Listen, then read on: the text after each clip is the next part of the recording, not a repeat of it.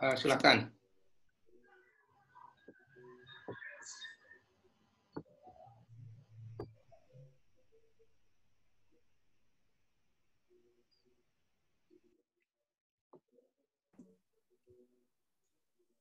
Tes, apakah suara Sofi terdengar? Terdengar, Sofi. Bismillahirrahmanirrahim. Assalamualaikum warahmatullahi wabarakatuh.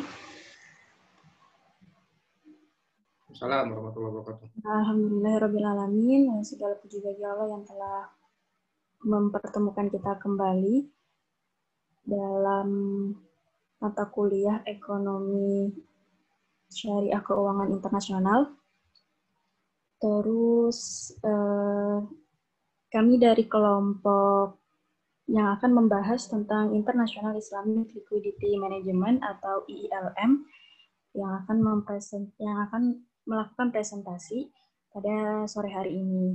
Anggota kami terdiri dari 5 orang, saya sendiri Sofiatul Karimah, kemudian nanti ada Santi, Carmila, Kintan, dan Fatimah.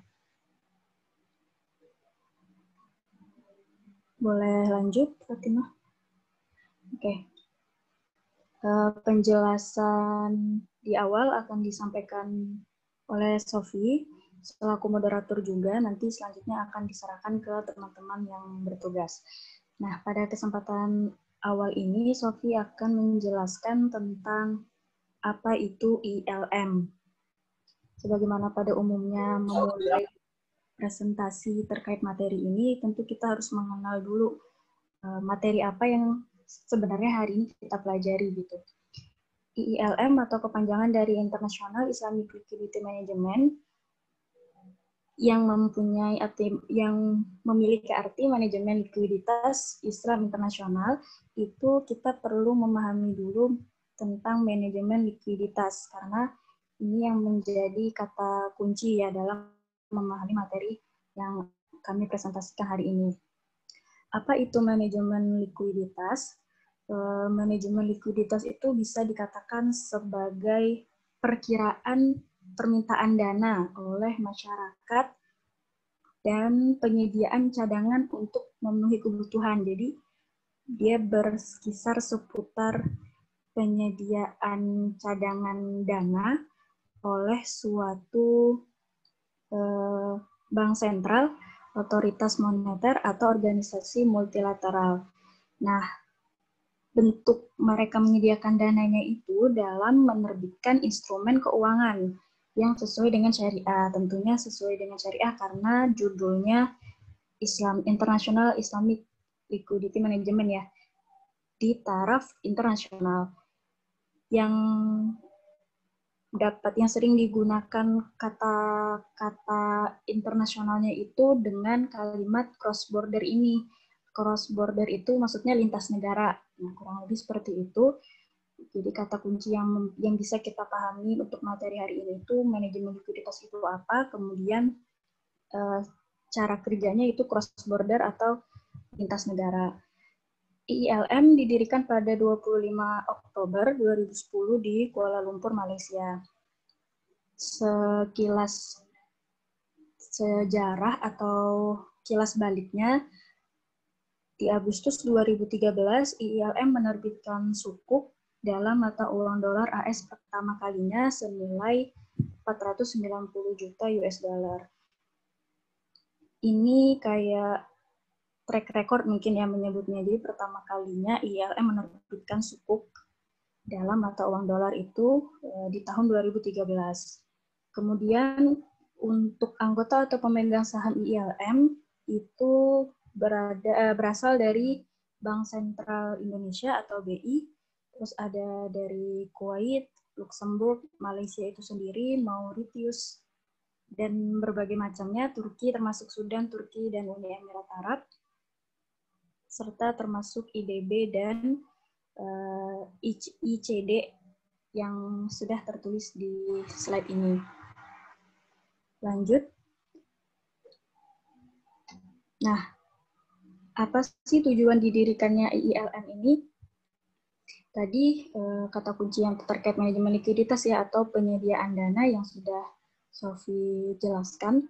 Itulah yang menjadi salah satu tujuannya, jadi memfasilitasi manajemen likuiditas cross-border atau lintas negara antara lembaga yang menawarkan berbagai jasa keuangan Islam untuk memenuhi kebutuhan likuiditas yang berbeda-beda dari lembaga-lembaga tersebut. Jadi kebutuhan setiap negara, kas atau keuangan atau kas lancar, maksudnya keuangan yang dia butuhkan untuk membayar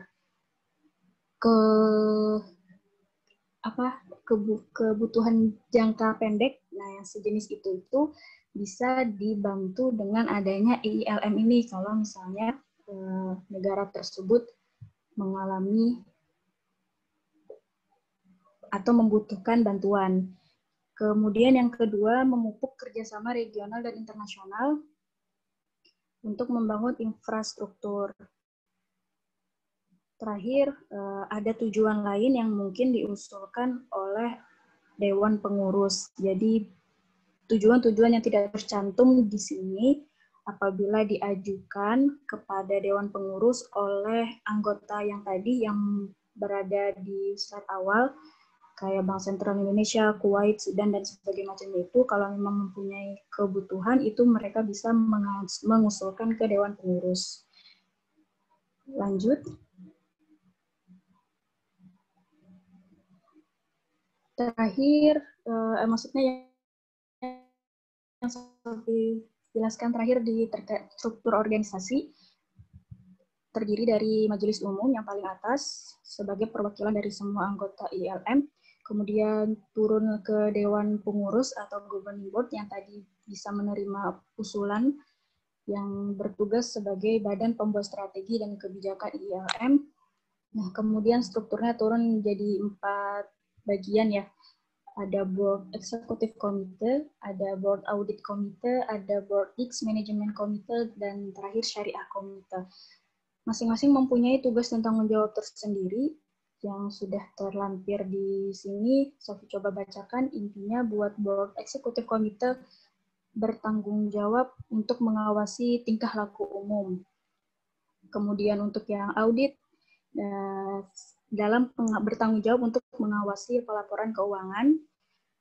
Kemudian untuk risk management berarti tentang manajemen risiko dan exposure risiko, termasuk risiko kredit, pasar, likuiditas, operasional, reputasi, dan lainnya.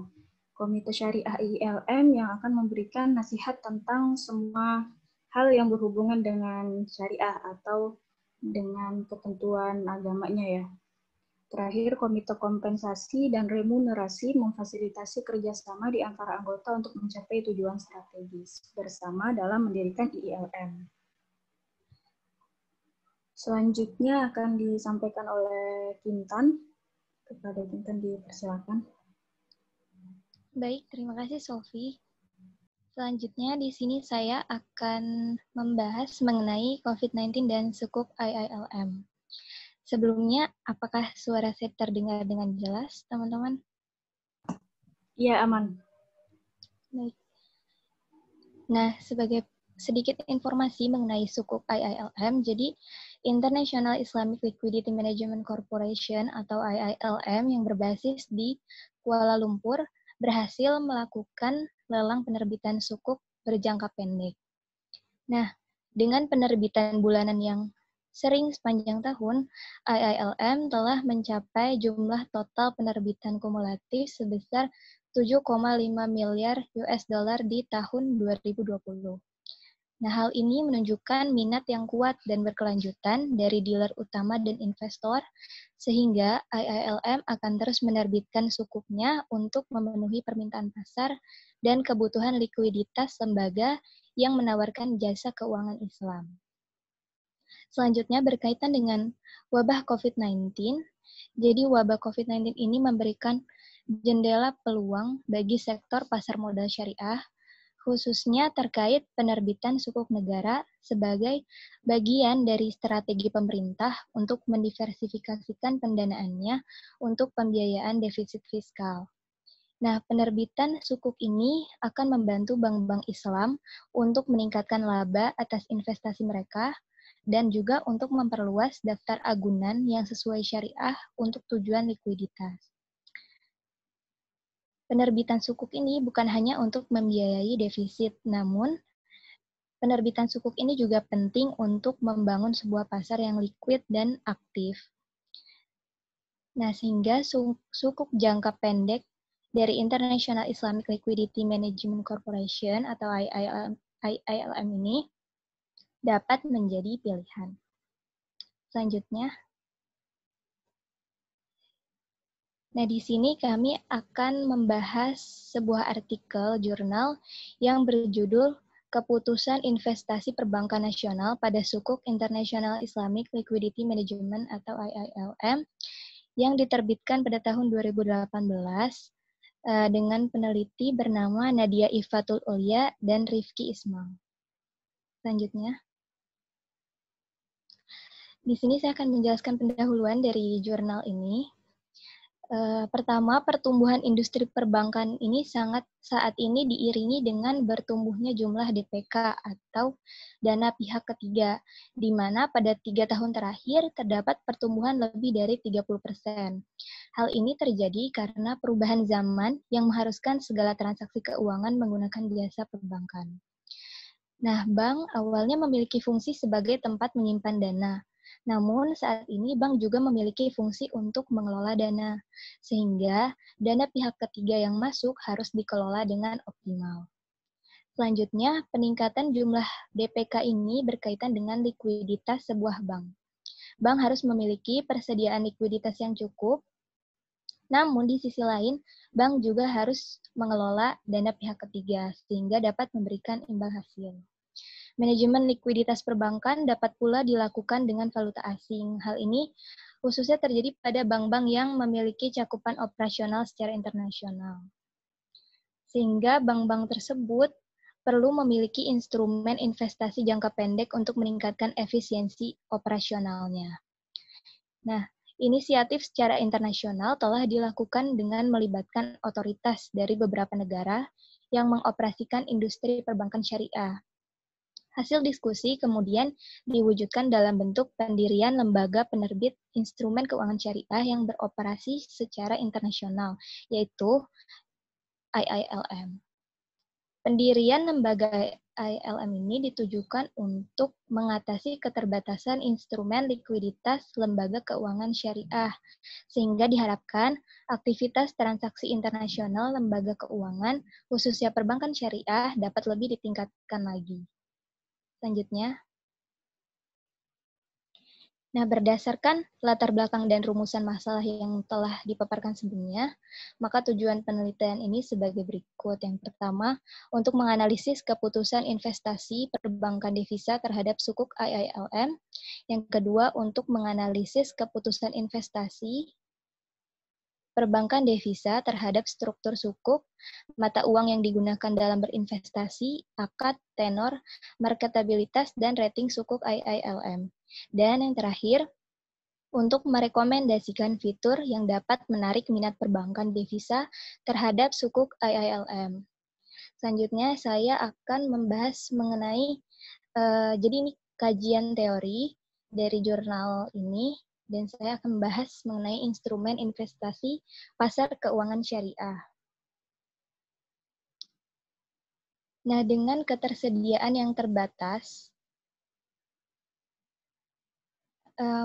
yang pertama, dalam mengelola dana pihak ketiga valuta asing, bank konvensional memiliki alternatif instrumen yang lebih beragam daripada bank syariah. Dengan ketersediaan yang terbatas dan juga instrumen pasar keuangan yang volumenya masih sedikit, masih kecil, bank syariah dihadapkan pada alternatif pengelolaan DPK yang sedikit. Oleh karena itu, diperlukan upaya untuk menciptakan instrumen keuangan syariah yang dapat digunakan untuk mengelola likuiditasnya.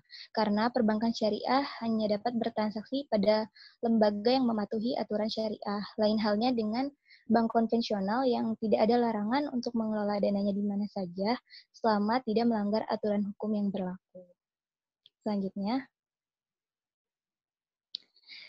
Selanjutnya saya akan membahas dua grafik ini. Grafik yang pertama menggambarkan jumlah DPK Bank Umum dalam valuta asing, dan grafik kedua menggambarkan pembiayaan valuta asing. Saya akan coba menguraikan grafik yang pertama terlebih dahulu. Dapat dilihat pada Januari tahun 2013, jumlah DPK valuta asing berjumlah 484.875 miliar. Nah, terjadi peningkatan selama kurang lebih 3 tahun terakhir dari tahun 2014, 2015, dan 2016. Walaupun pada 2015 terlihat lebih banyak dari DPK di tahun 2016, nah, namun perbedaan jumlah DPK pada valuta asing ini tidak terlalu signifikan. Berdasarkan grafik 1 dari jumlah DPK yang dihimpun perbankan ini, maka bank harus mengelola DPK tersebut secara optimal.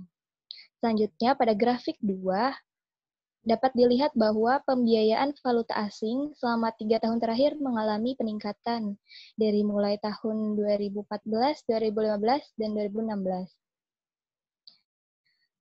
Pembiayaan dengan valuta asing tertinggi terjadi pada September 2015. Nah, dari grafik ini menunjukkan bahwa perbankan di Indonesia membutuhkan instrumen pengelolaan likuiditas bukan hanya mata uang domestik, tetapi juga dengan valuta asing. Selanjutnya akan dijelaskan oleh Fatimah.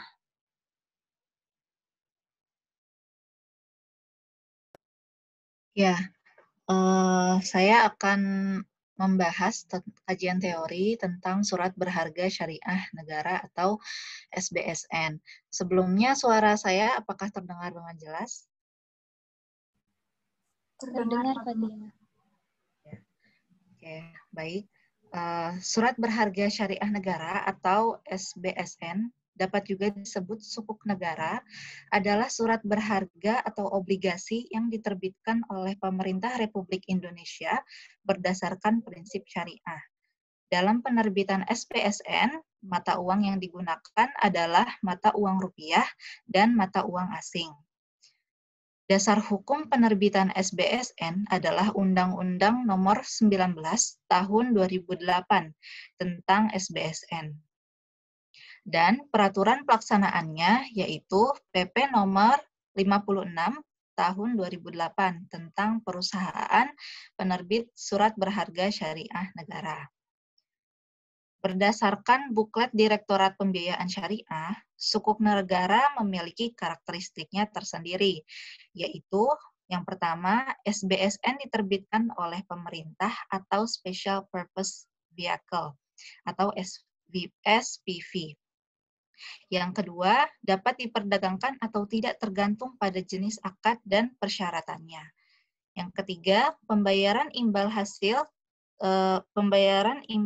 tetap fixed coupon atau bervariasi atau variabel coupon. Yang keempat, pembayaran imbalan dilakukan secara bulanan dan semesteran. Yang kelima, dijual pada harga par, premium, atau diskon. Yang keenam, investor SBSN terdiri dari investor syariah dan konvensional, investor individual atau institusi. Yang ketujuh, diterbitkan dalam rupiah atau mata uang asing.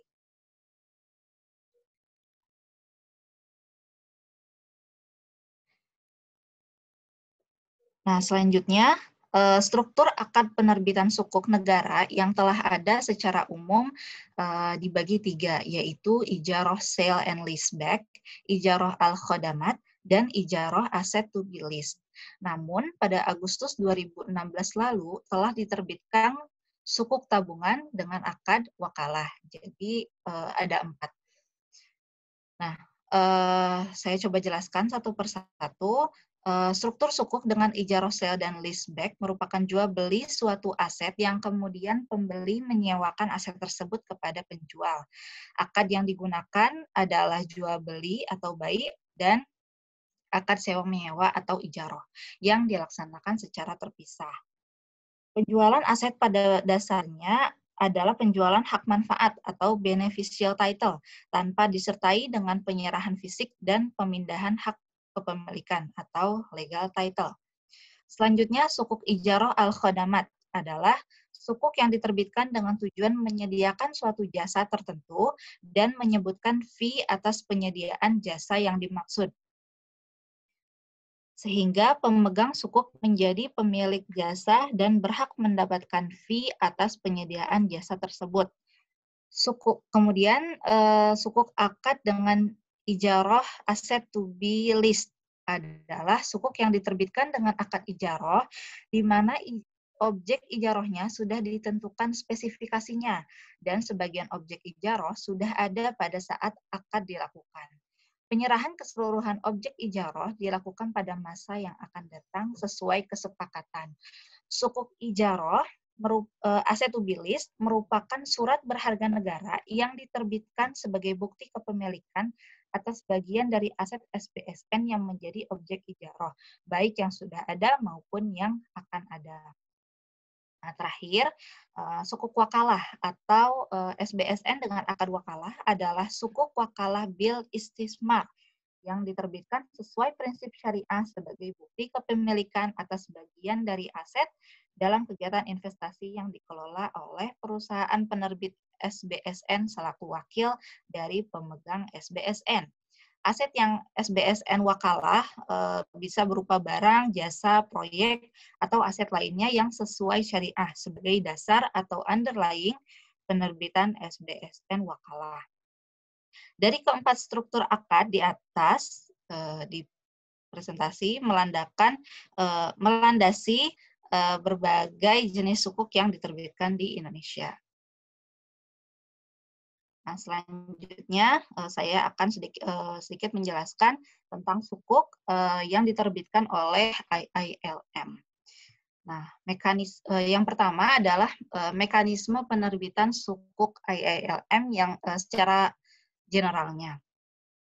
Ketika obligor mendaftarkan aset yang dimiliki untuk diterbitkan oleh lembaga IILM, maka akad yang digunakan adalah akad wakalah. Karena lembaga IILM bertindak sebagai SPV dalam penerbitan sukuk. Selanjutnya, aset yang mendukung penerbitan dipegang oleh bank-bank sentral yang dipilih yang bertindak sebagai penjaga atau kustodi. Nah, sukuk IILM ini memiliki primary dealer yang diantaranya ada Abu Dhabi Islamic Bank, Al Barokat Turk, Barwa Bank, Bobian Bank, dan yang lainnya. Nah, namun kemudian menurut Karwowski tahun 2012 ada kelebihan dan kekurangan yang dimiliki oleh sukuk yang diterbitkan oleh IILM ini. Yang pertama, dari kelebihannya, di satu sisi fitur ini meningkatkan kepercayaan pembeli sukuk dan memungkinkan rating yang tinggi yang membenarkan penggunaan aset untuk pengelolaan likuiditas bank. Yang terpenting adalah semua tetap pada prinsip syariah. Nah, transaksinya dicatat dan didaftarkan secara terpusat, begitupun di pasar sekunder IILM yang melakukan fungsi central counterparties. Nah, namun di sisi lain kekurangannya yaitu adanya keterlibatan banyak bank sentral yang mengurangi manfaat dari central counterparties karena mereka mungkin memiliki perlakuan hukum yang berbeda dari hukum Malaysia karena IILM ini kan berbasisnya di Malaysia dan dilindungi oleh undang-undang Malaysia. Nah, kemudian selain itu informasi mengenai aset sukuk juga mungkin tidak distandardisasi. Nah, selanjutnya berikut ada beberapa fitur penting dari IILM terkait dengan pembentukan pasar IIFS yang liquid. Nah, IIFS ini adalah Islamic Financial Service yang untuk global. Yang pertama, sukuk diperdagangkan pada instrumen keuangan syariah jangka pendek adalah US dollar sebagai mata uang yang dikeluarkan pada jangka waktu sampai dengan 1 tahun. Yang kedua, instrumen pasar uang yang didukung oleh aset negara. Yang ketiga, didistribusikan dan diperdagangkan secara global melalui multi-yurisdiksional jurisdiksional primary dealer. Yang terakhir, memiliki hubungan global yang kuat karena mereka mewakili kolaborasi unik antara beberapa bank sentral dan organisasi pembangunan multilateral dengan tujuan meningkatkan stabilitas keuangan dan fungsi efisien dari pasar keuangan. Nah, seperti yang tadi di awal sudah disebutkan, tanggal 26 Agustus 2013, lembaga IILM melakukan kejadian penting dengan menerbitkan sukuk jangka pendek yang perdana dengan menggunakan US dollar. Sukuk perdana IILM ini adalah 490 miliar US dollar dinilai Amin 1 oleh Standard and Poor Rating Services. Diterbitkan pada tenor 3 bulan. Nah, sukuk IILM ini didistribusikan melalui jaringan dealer utama yang dicalonkan oleh anggota IILM. Penerbitan perdana instrumen pasar uang merupakan landmark untuk kedepannya, serta didukung oleh aset negara dalam bentuk sukuk. Sukuk IILM diharapkan bisa melengkapi investasi jangka menengah dan panjang seperti yang sudah ada di pasar pada umumnya. Nah, kemudian pada Oktober 2016 lalu, lembaga IILM juga menerbitkan sukuk issued sebesar 1,11 miliar US dollar. Nah, ini tenornya 90 hari. Ya, dengan tingkat keuntungan harga sukuk 1,35389%. Nah, selanjutnya peraturan Otoritas Jasa Keuangan akan dijelaskan oleh Santi. Mohon maaf, maksudnya dijelaskan oleh saya. Oh iya, Carmila. Ya, sorry. Iya. Baik, selanjutnya adalah peraturan terkait manajemen likuiditas perbankan, yaitu yang tertuang pada POJK nomor 42 tahun 2015 tentang kewajiban pemenuhan rasio likuiditas bagi bank umum yang telah ditetapkan oleh OJK.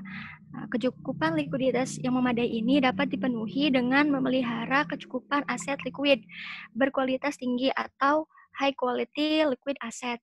Nah, suatu aset dikatakan atau diklasifikasikan sebagai aset berkualitas tinggi itu jika kemampuan aset tersebut dalam menghasilkan likuiditas akan tetap utuh baik melalui penjualan maupun repo meskipun dalam kondisi stres yang terjadi pada bank secara individu maupun kondisi stres yang meluas dan terjadi di pasar keuangan secara keseluruhan yang dapat bersifat domestik maupun internasional. Atau dengan kata lain, aset liquid berkualitas tinggi itu adalah aset yang mudah dan cepat dikonversikan menjadi kas dalam kondisi stres ataupun saat terjadi shock. Next.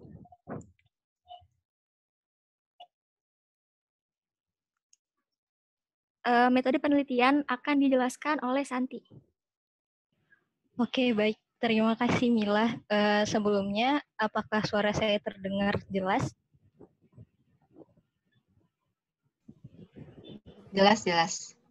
Oke, baik. Baik, di sini saya akan menjelaskan terkait metode penelitian dari artikel jurnal ini. Jadi, metode penelitian mengenai keputusan investasi perbankan terhadap sukuk IILM ini, yang pertama itu menggunakan metode kuantitatif. Nah, jadi dalam menghitung dan mengkonstruksi keputusan investasi tersebut, maka faktor-faktor yang mempengaruhi keputusan investasi perbankan akan dinilai dengan menggunakan indeks. Nah, indeks keputusan investasi itu dihitung dengan menghitung jawaban atas pertanyaan dari faktor-faktor tertentu. Jadi, adapun faktor-faktor tersebut di artikel jurnal ini yang diteliti, yang pertama, struktur sukuk IILM, yang kedua, mata uang yang digunakan dalam berinvestasi di sukuk IILM, yang ketiga, akad sukuk IILM, yang keempat, tenor dalam berinvestasi di sukuk IILM, yang kelima, marketabilitas sukuk IILM, yang keenam, rating sukuk IILM, dan faktor lain. Yang kedua, survei melalui kuesioner. Nah, untuk dapat menghitung indeks keputusan investasi, maka dilakukan survei melalui kuesioner yang dibagikan kepada Trisuri. Ya, Trisuri yang mengelola penempatan dana dan investasi. Di sini respondennya yaitu Trisuri Bank Umum Syariah dan konvensional devisa yang memiliki transaksi dengan mata uang asing. Yang ketiga, penelitian ini menggunakan pendekatan deduktif induktif. Ya, karena penelitian ini menggunakan metode kuantitatif, maka pada dasarnya metode kuantitatif itu menggunakan pendekatan deduktif induktif. Yang keempat yaitu penelitian deskriptif. Jadi penelitian deskriptif ini dilakukan untuk mengetahui agar mampu menjelaskan karakteristik variabel yang diteliti dalam suatu situasi. Slide selanjutnya.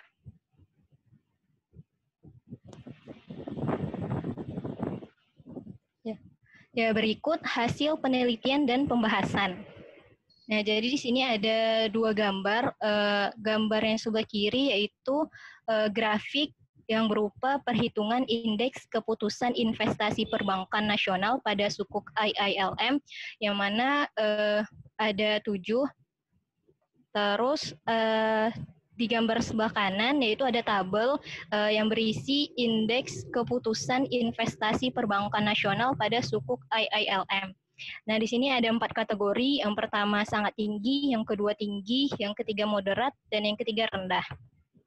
Nah, berdasarkan grafik, jika kita lihat, apabila kita jumlahkan indeks keputusan investasi perbankan sukuk IILM dari struktur sukuk terus sampai faktor lain ini dijumlahkan, maka totalnya yaitu sejumlah 73,93.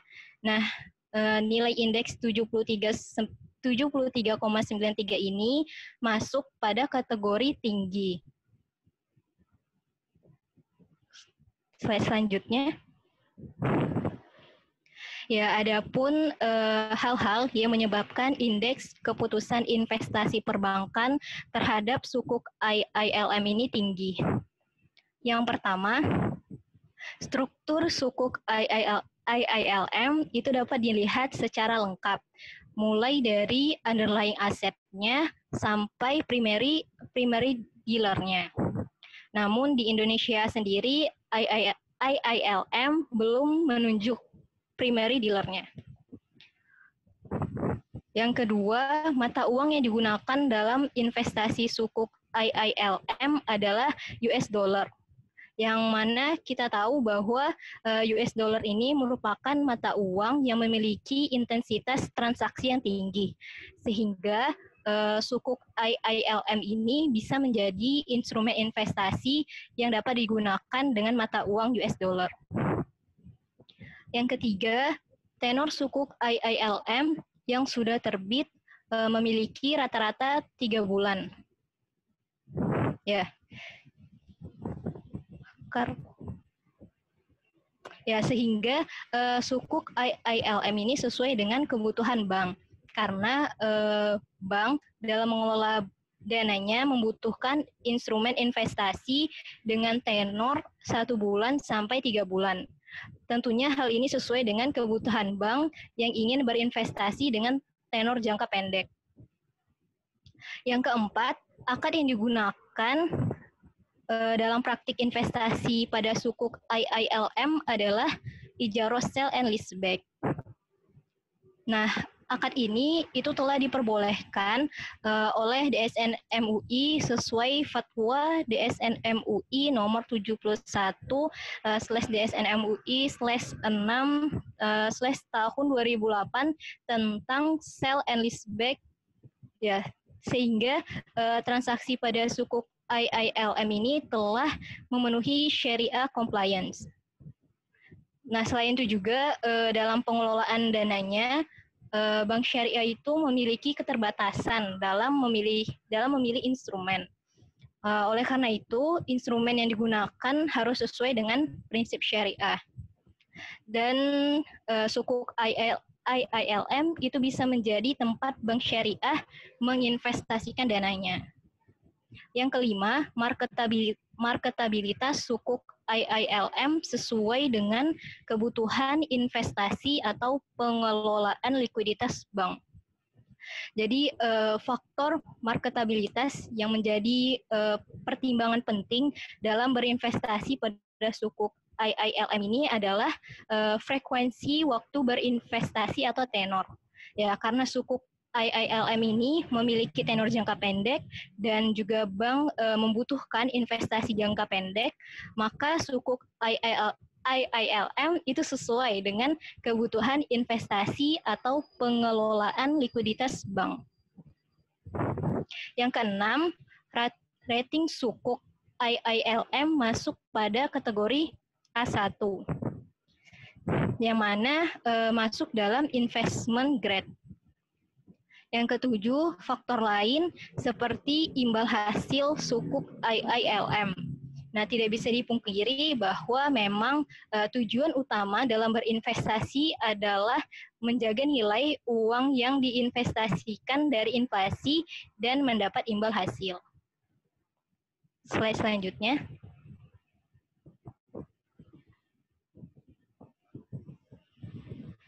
Ya, berikut penyebab perbankan belum berinvestasi pada sukuk IILM itu ada 3. Yang pertama, kurangnya edukasi dan sosialisasi terkait sukuk IILM kepada bank, sehingga bank kurang mendapat informasi terkait sukuk IILM. Yang kedua, sukuk IILM itu belum bisa memastikan masuk dalam kategori HQLA. Yang ketiga, lembaga IILM belum menunjuk primary dealer yang berkedudukan di Indonesia. Terus, faktor penyebab perbankan lebih memilih berinvestasi pada sukuk domestik. Yang pertama, perbankan itu lebih mengetahui secara mendalam informasi tentang sukuk domestik. Yang kedua, kebijakan dari internal perbankan memang masih fokus pada instrumen investasi domestik. Terus, fitur sukuk IILM yang dapat menarik perbankan dalam berinvestasi di sukuk IILM ini ada 2. Yang pertama yaitu rating sukuk. Yang mana rating sukuk IILM termasuk rating investasi jangka pendek yang tergolong tinggi, yaitu A1. Yang kedua, yaitu karena mata uang yang digunakan dalam transaksi sukuk IILM adalah US dollar. Baik, selanjutnya akan dilanjutkan oleh Mila. Baik, Santi, terima kasih. Selanjutnya ada kesimpulan berdasarkan hasil analisis kuesioner yang dapat disimpulkan bahwa perbankan itu memiliki respon yang baik terhadap sukuk global. Hari ini terlihat dari indeks keputusan investasi perbankan pada sukuk IILM yang tinggi. Namun penyebab sampai saat ini perbankan belum berinvestasi pada sukuk IILM itu karena yang pertama, sukuk IILM ini masih belum bisa membuktikan bahwa sukuk IILM adalah instrumen yang liquid atau termasuk ke dalam aset liquid berkualitas tinggi. Yang kedua, kurangnya sosialisasi dan edukasi terkait sukuk IILM. Yang ketiga, belum adanya primary dealer di Indonesia sehingga menyulitkan perbankan. Yang keempat, kebijakan internal perbankan itu masih fokus pada sukuk domestik. Dan yang kelima, imbal hasil yang ditawarkan oleh sukuk domestik itu lebih jelas dan dimengerti oleh perbankan. Kemudian, beberapa fitur sukuk IILM yang menjadi pertimbangan perbankan dalam keputusan berinvestasi, yaitu diantaranya rating sukuk, mata uang yang digunakan, dan yang terakhir itu ada struktur sukuk IILM itu sendiri. Selanjutnya, nah ini ada saran bagi Bank Indonesia dan juga Otoritas Jasa Keuangan, yakni memberikan edukasi dan sosialisasi terkait sukuk IILM dan mengeluarkan surat edaran terkait investasi pada sukuk IILM. Kemudian bagi IILM itu sendiri, ya ini dengan penunjukan primary dealer di Indonesia dan juga pertimbangan pilihan tenor sukuk IILM. Oke. Terima kasih kepada teman-teman yang sudah menjelaskan materi tentang IILM. Kemudian kita lanjutkan ke kelompok pembahas dari kelompok 12. Ada yang ingin ditanyakan atau disampaikan saran dan kritiknya, boleh dipersilakan. Baik, sebelumnya terima kasih atas suara saya terdengar. Iya, terdengar dia. Oke. Sebelumnya mau terima kasih atas pemaparannya. Kalau dari segi PPT, menurut kami sekelompok itu sudah bagus. Poin-poinnya juga jelas.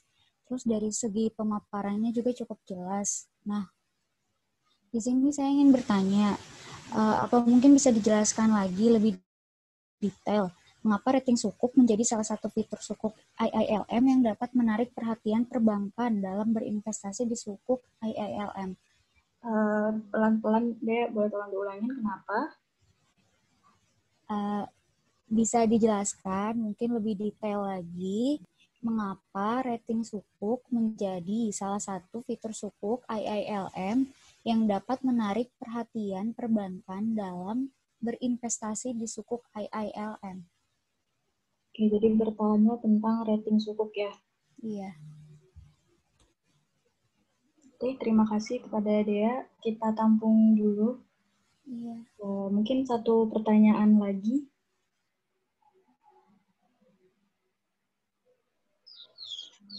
Izin bertanya. Iya. Mariska, ya, boleh Mariska. Iya. Tadi kan disampaikan kalau IILM itu bisa menerbitkan sukuk begitu kan. Nah, ketika obligor menitipkan aset kepada IILM untuk diterbitkan sukuk, risiko apa sih yang kira-kira tuh harus dihadapi atau yang harus diterima oleh obligor? Oke, risiko yang diterima oleh obligor. Ya, terima kasih. Ya, sama-sama Mariska. Kami izin buat berdiskusi terlebih dahulu. Itu dari Tika tuh ada pertanyaan. Di chat ya, oke, dibuka dulu. Boleh Tika mau sampaikan lewat chat atau langsung suara? Ya, Tika sampaikan langsung aja ya. Boleh. Jadi Tika izin bertanya. Tadi di slide yang Santi jelaskan bahwasannya faktor penyebab perbankan lebih memilih berinvestasi pada sukuk domestik itu kan ada dua.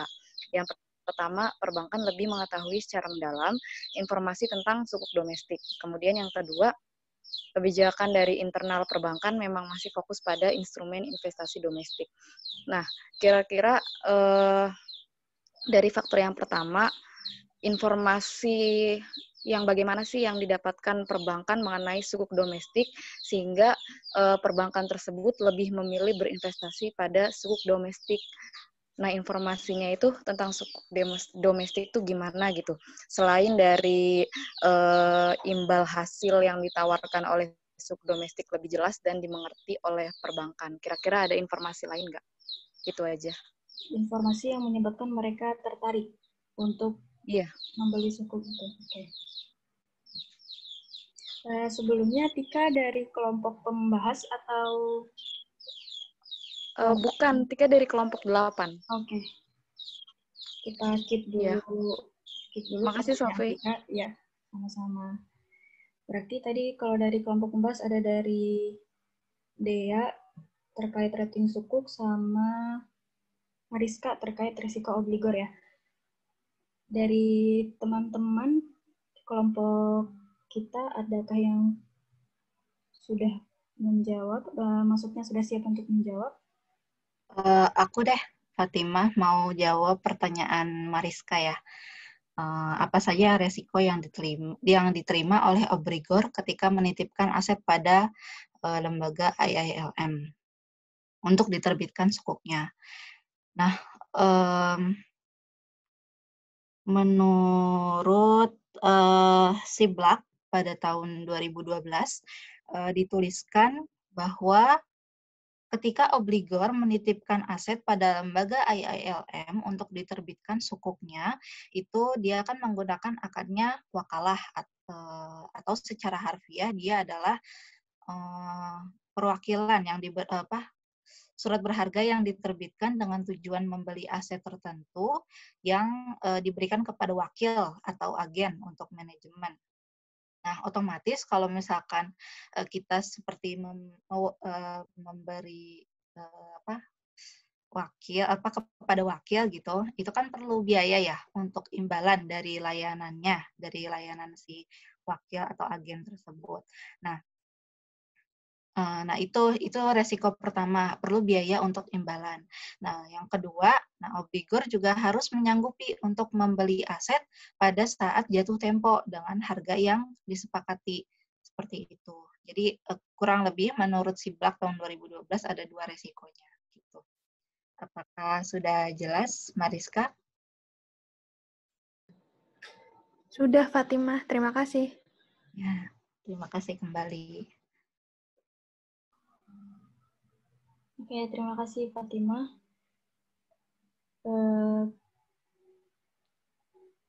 Untuk pertanyaan Mariska, Santi yang akan menjawab.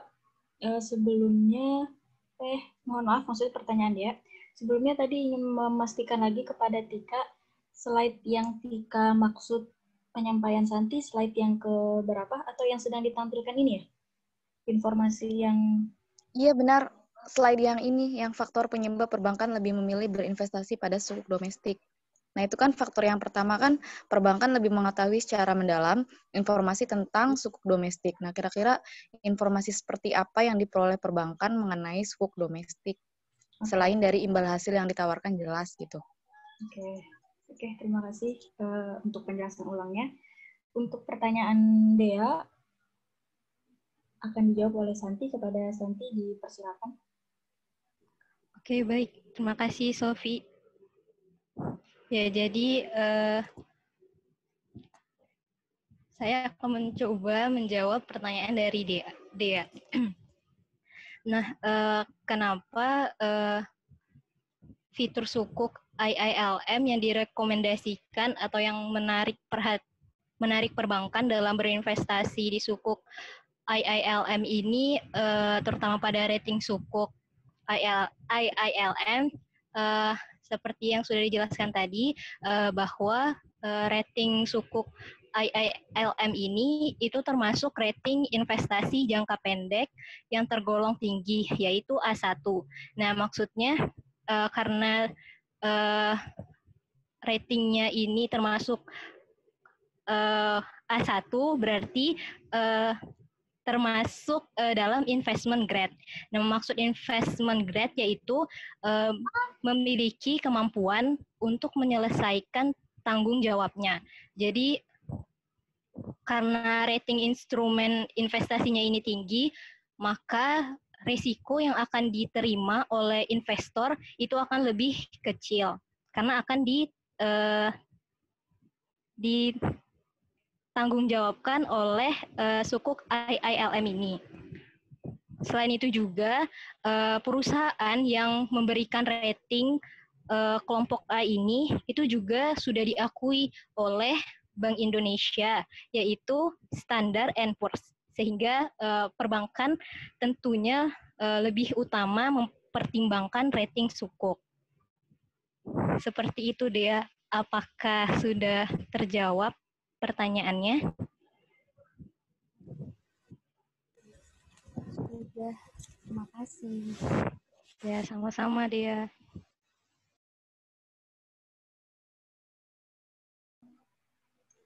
Oke, kepada Santi, terima kasih. Kepada Dea juga. Selanjutnya, dari kelompok pembahas terlebih dahulu, apakah masih ada yang ingin diajukan pertanyaannya? Saya ingin bertanya. Boleh, Fuad. Sebenarnya saya dari kelompok pembahas ingin bertanya kepada kelompok penyaji. Tadi kan disebutkan bahwa primary dealer sukuk IILM di antaranya itu ada Abu Dhabi Islamic Bank, Qatar Islamic Bank, dan lain-lain. Nah, bisa tolong diperjelas apa sih peran primary dealer sukuk tersebut? Gitu. Terima kasih. Peran primary dealer, jadi semua bank yang disebutkan atau secara umum aja? Peran primary dealer yang secara umum aja ya? Secara umum aja boleh. Oke, terima kasih Fuad. Mungkin bisa satu pertanyaan lagi, kita bikin dua dulu aja. Untuk pertanyaan Tika masih dalam proses pencarian, tapi untuk sementara apa yang kami sampaikan di slide, informasi tentang sukuk domestiknya memang belum secara rinci, jadi sedang dipastikan lagi. Kelompok pembahas mungkin ada yang ingin bertanya satu lagi. Kalau tidak ada, berarti kita coba. Oh, ada Ina. Ya, Sofi mau bertanya. Sebelumnya terima kasih kepada pihak penyaji yang telah memaparkan slide dengan cukup menarik dan menjelaskannya juga dengan bahasa yang mudah dipahami.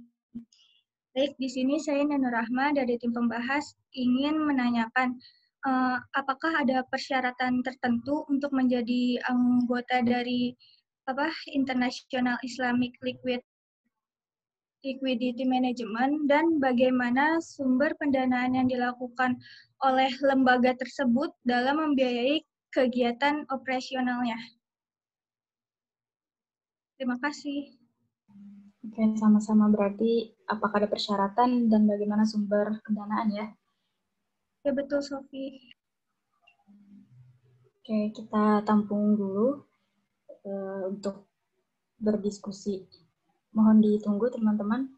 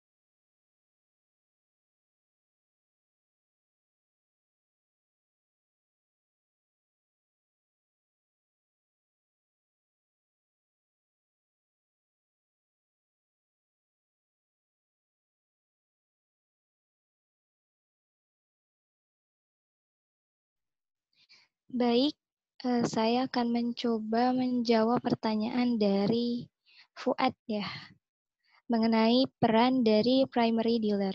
Sebelumnya, apakah suara saya terdengar? Terdengar, Kintan.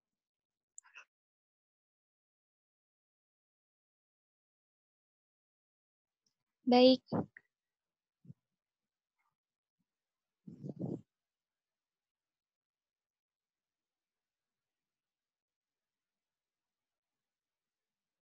Oke, baik.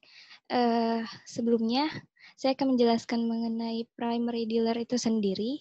Jadi, primary dealer itu pihak yang membeli sukuk langsung dari pemerintah yang bersangkutan. Jadi, dalam hal ini berarti langsung ke IILM dan membuat pasar sendiri di wilayah mereka.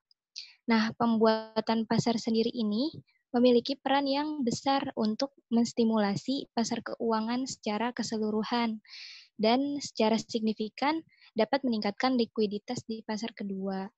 Nah, selain itu, primary dealer juga memiliki tujuan untuk meningkatkan permintaan terhadap pembiayaan dan memperluas jaringan investor. Mungkin itu peran dari primary dealer yang dapat saya sampaikan, Fuad. Bagaimana, Fuad? Apakah sudah cukup menjawab? Mungkin ini ada lagi Kintan terkait tadi jawabannya Kintan. Mengapa menurut Kintan lembaga IILM itu harus menunjuk primary dealer yang ada di Indonesia?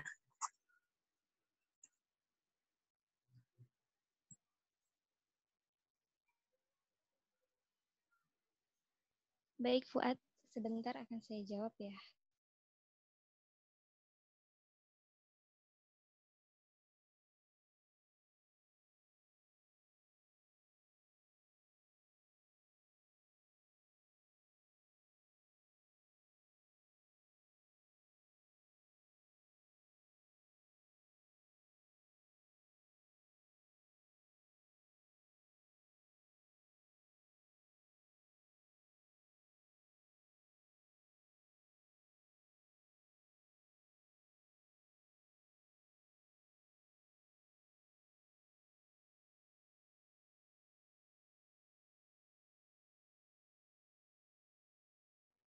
Baik, Fuad. Untuk pertanyaannya akan coba dijawab oleh Fatimah untuk primary dealer di Indonesia. Ya, terima kasih Kintan. Terima kasih juga Fuad. Aku akan menjawab pertanyaan lanjutannya ya. Apa tadi, maaf, agak kurang ininya, narasinya gimana Fuad? Apa menurut kita mengapa primary dealer itu ditunjuk di Indonesia gitu ya, Fuad? Iya gitu, Sofi. Betul. Oh, ya, oke. Sebelumnya mohon maaf ya, kalau jawabannya kurang memuaskan. Jadi kalau misalkan tadi sudah dijelaskan ya, di slide ini kayaknya ya, ada di penyebab perbankan belum berinvestasi pada sukuk IILM, di poin ketiga, lembaga IILM itu belum menunjuk primary dealer yang berkedudukan di Indonesia. Untuk alasannya, sebenarnya di jurnal ini tidak dicantumkan apa alasannya belum menunjuk di Indonesia. Hanya saja menurut kelompok kami, kenapa belum, itu adalah karena mungkin di pasar lain lebih menjanjikan untuk dijadikan primary dealer. Jadi kan tadi Kintan menjelaskan primary dealer itu dia beli dari IILM, terus dijual lagi kan di daerah dia. Nah, mungkin di Indonesia ini belum bisa belum menjanjikan pasarnya, si pasar yang kedua itu belum menjanjikan. Apakah mungkin di Indonesia kurang liquid, jadi belum bisa dijual di Indonesia gitu sukuknya gitu, atau memang belum bertahap seperti itu, karena kan ya bertahap, karena kan nggak langsung jebret sekaligus semua negara kan gitu. Jadi mungkin karena kurang menjanjikan pasarnya, atau memang belum aja gitu. Bagaimana Fuad, apakah sudah jelas? Baik Fatimah, sudah cukup menjawab. Terima kasih atas jawabannya. Terima kasih kembali. Oke, terima kasih kepada Fatimah. Melanjutkan dari apa yang disampaikan Fatimah, terkait pertanyaan Tika tadi, informasi tentang sukuk domestik seperti apa, yang kami ketahui, faktor penyebab perbankan itu memilih berinvestasi pada sukuk domestik karena mereka lebih mengetahui informasi yang ada di dalam negeri, maksudnya domestik itu sendiri, itu berkisar tentang akadnya misalnya, atau tenor waktunya, atau rating sukuknya, seperti yang sudah disampaikan di slide sebelumnya. Hanya saja perbedaannya di dalam negeri itu lebih bisa diketahui karena peraturan yang ada di sebut saja dalam negerinya Indonesia ya. Di Indonesia jadi sesama penjual maupun pembelinya sama-sama tahu gitu. Oleh karena itu perbankan masih banyak yang fokus ke pembelian sukuk domestik. Kalau yang IILM tadi, karena dia berada di Malaysia dan sempat disinggung menggunakan peraturan mereka, walaupun sebenarnya bisa dipelajari atau bisa dicari tahu bagaimana peraturannya, tapi mungkin bagi perbankan kita itu agak lebih ribet, jadi memutuskan untuk fokus pada instrumen investasi domestik yang ada di kalimat nomor 2 ya. Kebijakan dari internal perbankan memang masih fokus pada instrumen investasi domestik. Jadi kalau ditanya informasi lainnya itu apa, kita belum terlalu tahu, tapi yang kita sudah jelaskan tadi seperti mata uang, maksudnya tenor, waktu pengembalian uang, akad, rating, dan sebagian faktor-faktor lainnya yang imbal hasil dan berbagai macamnya, jadi yang menjadi dasar keputusan perbankan membeli sukuk domestik. Apakah cukup menjawab, Tika? Oke. Iya, cukup terjawab. Terima kasih banyak atas jawabannya, Sofi. Ya, sama-sama, Tika. Terakhir, pertanyaan dari... belum ada ya? Baru sampai Fuad ya tadi ya? Adakah yang belum terjawab pertanyaannya dari teman-teman? Pertanyaan dari Ina. Oh iya, Ina. Pertanyaan dari Ina mau dijawab oleh siapa? Mila kah atau? Iya. Iya, silakan Mila. Baik, izin menjawab pertanyaan dari Ina. Pertanyaannya, keanggotaan IILM ini, apakah ada persyaratan untuk menjadi anggota IILM dan sumber pendanaan operasional itu bagaimana? Jadi sebelumnya keanggotaan IILM ini terbuka untuk semua lembaga bank sentral ataupun otoritas moneter ataupun otoritas pengatur keuangan atau kementerian yang memiliki pengawasan regulasi keuangan ataupun perdagangan. Juga terbuka kepada organisasi multilateral. Nanti sistematikanya sendiri itu lembaga yang ingin menjadi IILM itu mengajukan permohonan kepada Chief Executive Officer yang kemudian nanti akan direkomendasikan kepada Governing Board atau Dewan Pengurus. Untuk persyaratannya sendiri itu anggota yang ingin bergabung menyetorkan setoran modal gitu kepada IILM yang kemudian setoran modal ini menjadi sumber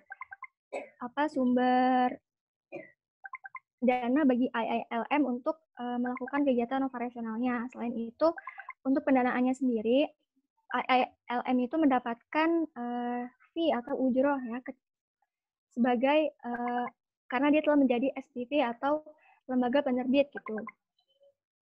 Mungkin itu, Ina. Oke, terima kasih Mila. Iya, sama-sama. Oke, terima kasih Mila.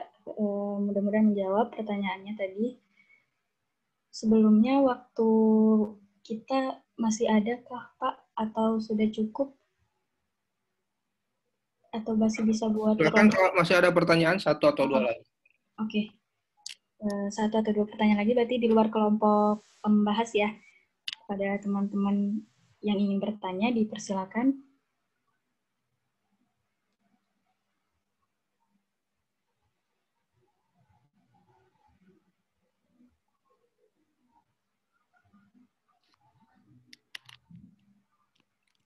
Tidak ada ya?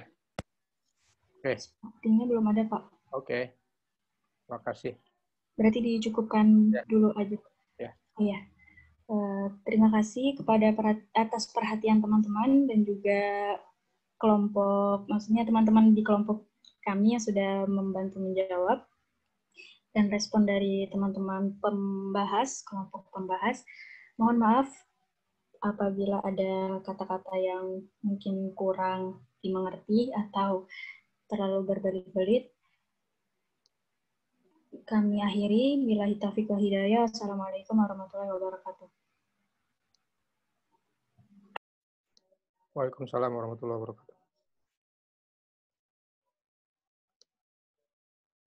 Baik, terima kasih kelompoknya siapa tadi, Sofi ya dan kawan-kawan atas presentasinya terkait Islamic liquidity, International Islamic Liquidity Management ya. Ini ada kuntinya sebenarnya liquidity ya, liquidity management. Ya. Kita sudah bahas tadi banyak dibahas ya terkait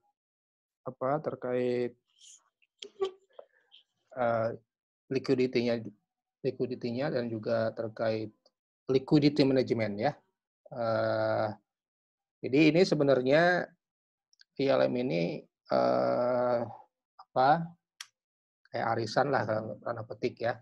Nah, kalau kita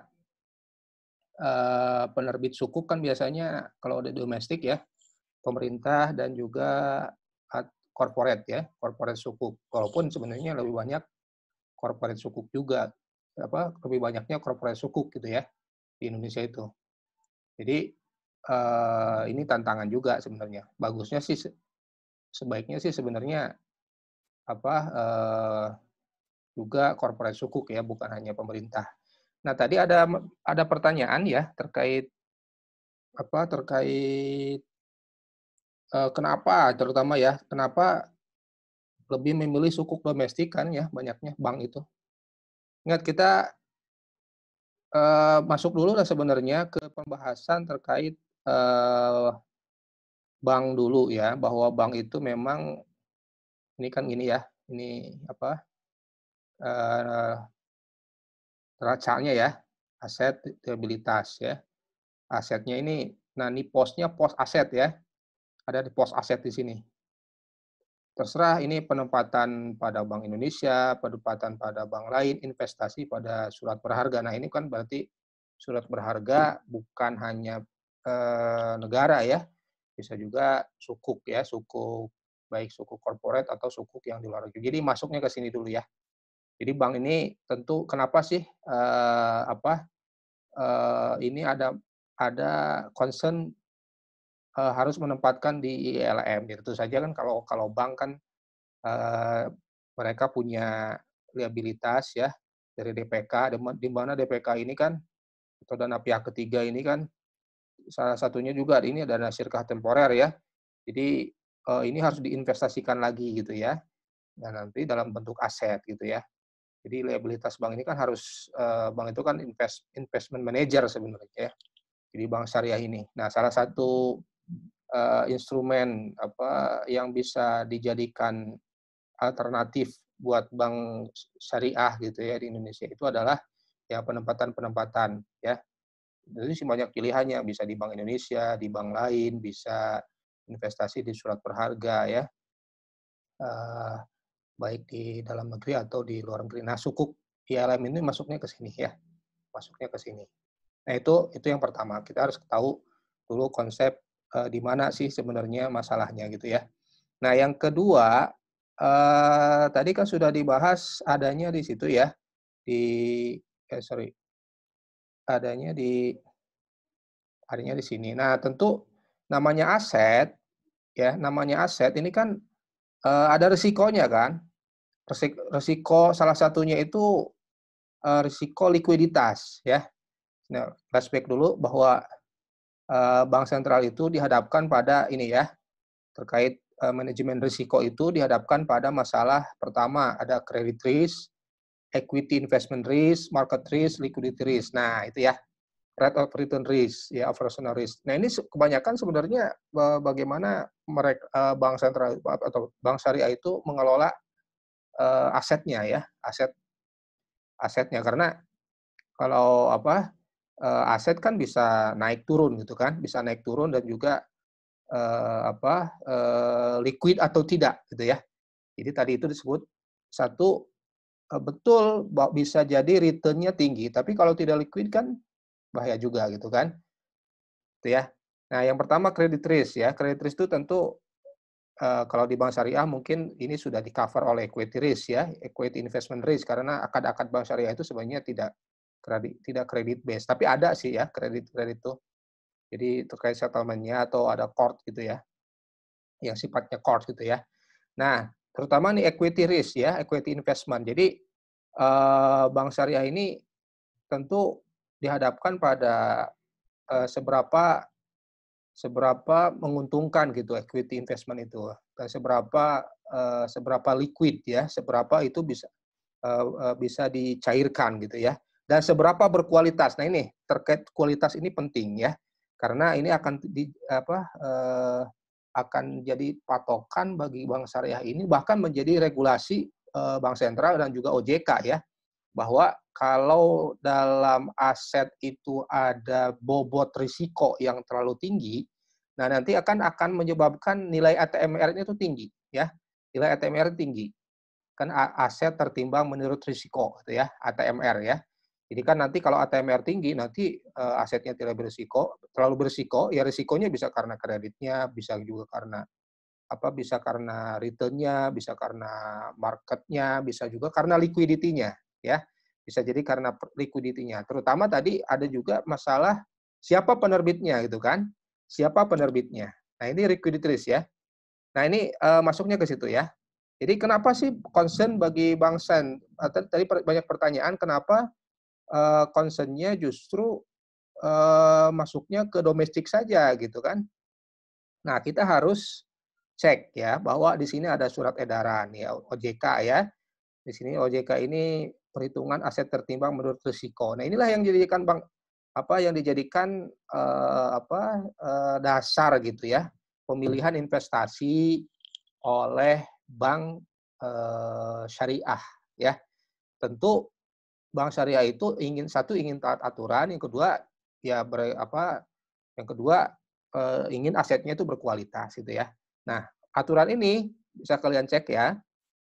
Bagaimana menghitung risiko. Nah, di sini ada nih, ada perhitungan bobot risiko. Nih, lihat. Tagihan kepada pemerintah, ya berarti pemerintah Indonesia, berarti kan Bank Syariah membeli SPSN ya dari pemerintah. Nah, ini 0%. Artinya dalam perhitungan aset ATMR ini kan gini perhitungannya nih. Bentar. Ya. Ini cara menghitung ATMR nih ya. Jadi semua aset nih dalam nominal yang tadi di neraca itu ya dikalikan dengan bobotnya ya, dikalikan dengan bobot risikonya, itulah namanya ATMR ya. Nah, kalau kas tentu saja kan liquid kan. Kalau kas itu tidak sangat liquid gitu ya, bahkan ya karena dipegang oleh bank gitu ya.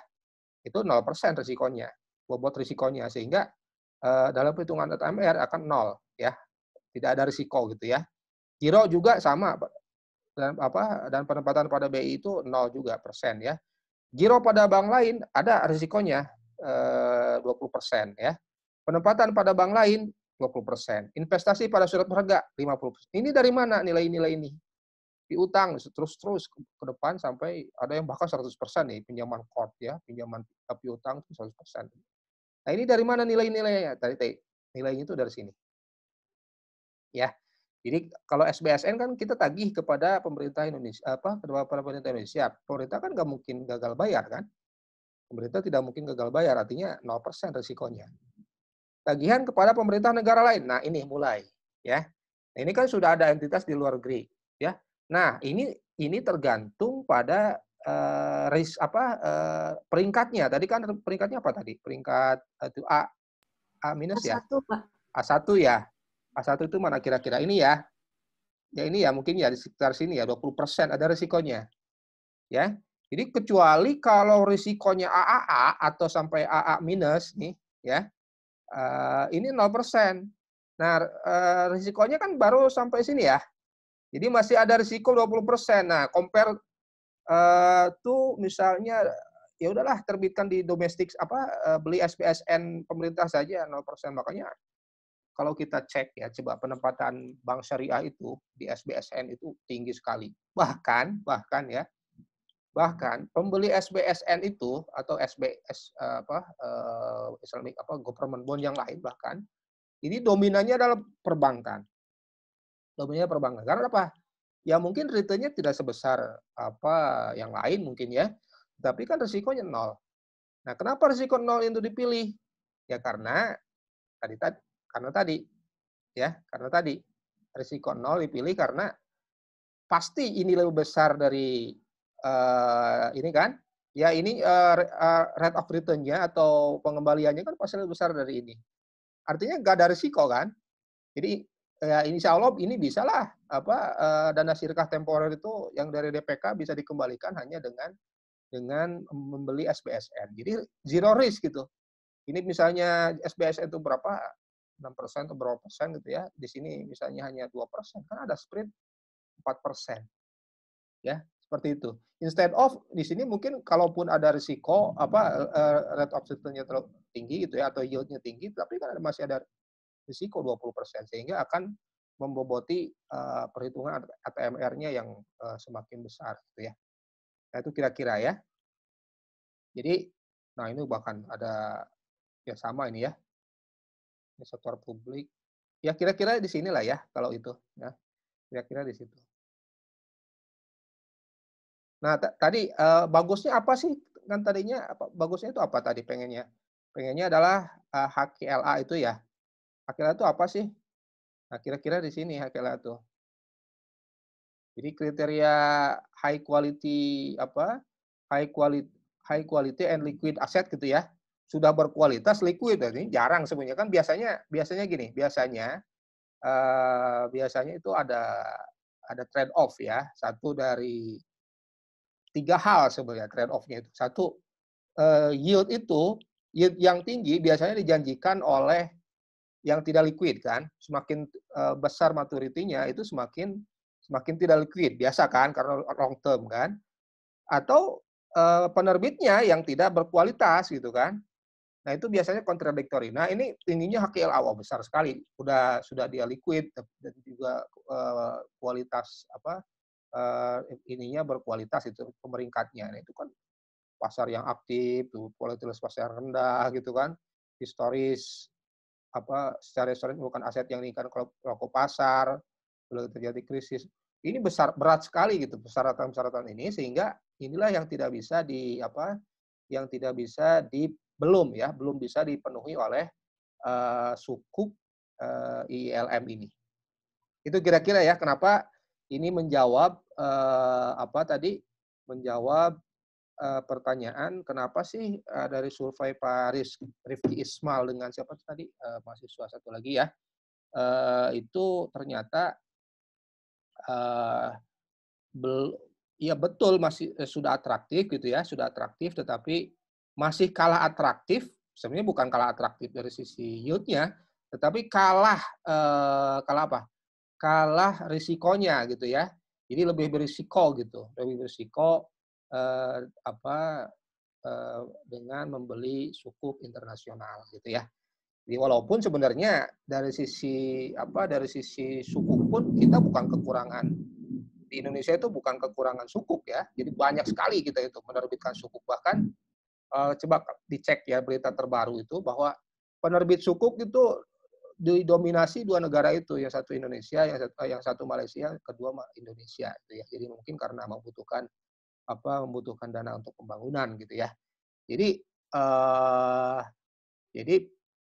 betul kita kan memang memerlukan pemerintah kita memerlukan dana gitu yang besar gitu sehingga lebih baik dan ini adalah orientasi pemerintah juga ya untuk bisa supaya yaudahlah pasar domestik saja yang digalakkan, pembelinya juga adalah pembeli domestik gitu ya dan juga untuk membiayai pembangunan domestik dan ini luar biasa jadi makanya profil utang itu berpindah nih dari utang yang sifatnya ke entitas di luar negeri kepada entitas yang ada di domestik.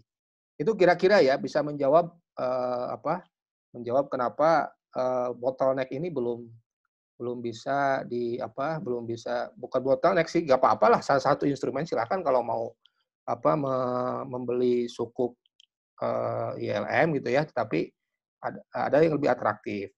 Dan ini tidak bisa kita masalah atraktivitas ini kan regulasi yang menentukan kan karena regulasi BI itu atau OJK gitu ya untuk melindungi mikroprudensial ya dan makroprudensial juga bahwa aset-aset perbankan syariah itu ya atau perbankan secara keseluruhan itu harus berkualitas ya termasuk adalah kualitas dari sisi likuiditasnya ya itu kira-kira yang sebagai tambahan dari saya terkait ILM ini. Tapi bagus sekali ya ada istilahnya di antara negara-negara Islam, bahkan bukan hanya negara-negara Muslim ya, bahwa mereka itu bekerja sama ya untuk bisa menerbitkan sukuk ya secara internasional gitu ya, sehingga pasarnya pun bisa lebih baik, supply atau demand-nya bisa lebih terbuka gitu ya. Tadi juga ada pertanyaan terkait primary dealer ya. Ya memang bank syariah di Indonesia kan belum ada yang banknya internasional. Ini coba kaitkan dengan kemarin ya sudah ditandatangan ya merger bank syariah, mungkin itu ke depan akan seperti itu ya. Salah satunya bisa menjadi primary dealer untuk sukuk ini. Jadi ada trade off-nya sih memang kalau BSM atau BNI Syariah atau BSM dan juga satu lagi BRI Syariah ya. Mungkin fokusnya dulu itu ke UMKM. Nah, ada concern apakah kalau dijadikan bank global ini nanti malah UMKM-nya ditinggalkan gitu ya. Ya, tetapi memang pasar-pasar internasional juga sangat menjanjikan gitu ya, sangat menjanjikan sekali. Karena baik dari sisi supply atau demand ini ternyata dana itu luar biasa gitu ya. Kalau kita bisa menjadi dealernya gitu ya secara domestik, ini kita bisa baik kita sebagai supplier atau sebagai demander gitu ya, atau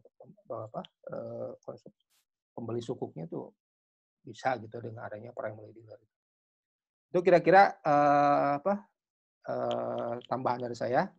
Silakan kalau mau ada didiskusikan, bisa pertanyaan ke kelompok yang presentasi atau dengan saya juga silakan. Kalau masih ada pertanyaan. Maaf Pak. Ya. Berarti tadi kenapa perbankan itu lebih memilih investasi di sukuk domestik? Salah satunya dilihat dari ATMR-nya ya tadi Pak. Betul ya. Ya ATMR kan jadi konsekuensinya macam-macam kan. Jadi kalau ATMR kan nanti CAR misalnya ya, CAR itu kan modal sendiri per ATMR kan. Jadi kalau ATMR-nya besar ya karena asetnya terlalu berisiko, maka CAR-nya rendah juga ya. Ya. Belum kalau ATMR sendiri kalau semakin besar kan buruk gitu. Kurang bagus lah gitu. Gitu. Iya. Ya, baik, makasih Pak. Ya.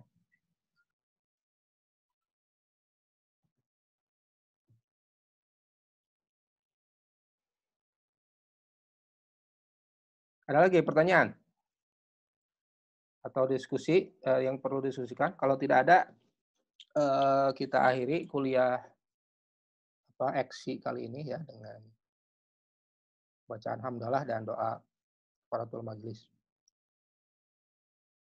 Allahumma bihamdika asyhadu an la ilaha illa anta. Demikian, assalamualaikum warahmatullahi wabarakatuh. Waalaikumsalam warahmatullahi wabarakatuh. Terima kasih banyak Pak. Terima kasih banyak Pak. Ya. Terima kasih banyak Pak. Ya. Baik, saya tutup ya. Ya Pak.